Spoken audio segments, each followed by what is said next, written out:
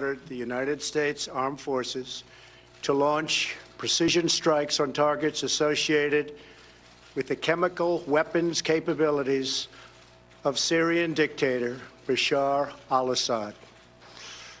A combined operation with the armed forces of France and the United Kingdom is now underway. We thank them both. Tonight, I want to speak with you about why we have taken this action. 1 year ago, Assad launched a savage chemical weapons attack against his own innocent people. The United States responded with 58 missile strikes that destroyed 20% of the Syrian Air Force. Last Saturday, the Assad regime again deployed chemical weapons to slaughter innocent civilians, this time in the town of Douma, near the Syrian capital of Damascus. This massacre was a significant escalation in a pattern of chemical weapons use by that very terrible regime. The evil and the despicable attack left mothers and fathers, infants and children thrashing in pain and gasping for air. These are not the actions of a man. They are crimes of a monster instead. Following the horrors of World War I a century ago, civilized nations joined together to ban chemical warfare. Chemical weapons are uniquely dangerous, not only because they inflict gruesome suffering, but because even small amounts can unleash widespread devastation. The purpose of our actions tonight is to establish a strong deterrent against the production, spread, and use of chemical weapons. Establishing this deterrent is a vital national security interest of the United States. The combined American, British, and French response to these atrocities will integrate all instruments of our national power, military, economic, and diplomatic. We are prepared to sustain this response until the Syrian regime stops its use of prohibited chemical agents.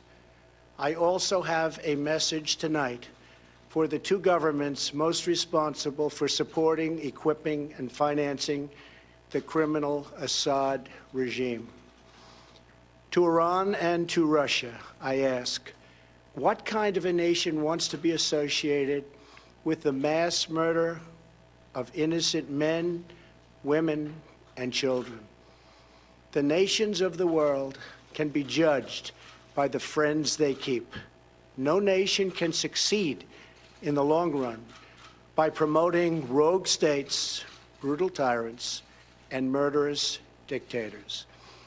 In 2013, President Putin and his government promised the world that they would guarantee the elimination of Syria's chemical weapons. Assad's recent attack and today's response are the direct result of Russia's failure to keep that promise. Russia must decide if it will continue down this dark path or if it will join with civilized nations as a force for stability and peace. Hopefully, someday we'll get along with Russia and maybe even Iran, but maybe not. I will say this: the United States has a lot to offer. With the greatest and most powerful economy in the history of the world. In Syria, the United States, with but a small force being used to eliminate what is left of ISIS, is doing what is necessary to protect the American people. Over the last year, nearly 100% of the territory once controlled by the so-called ISIS Caliphate in Syria and Iraq has been liberated and eliminated. The United States has also rebuilt our friendships across the Middle East. We have asked our partners to take greater responsibility for securing their home region including contributing large amounts of money for the resources, equipment, and all of the anti-ISIS effort.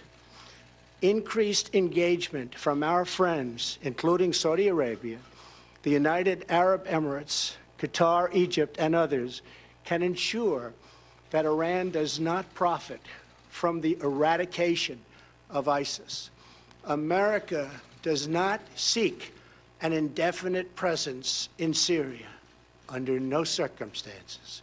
As other nations step up their contribution,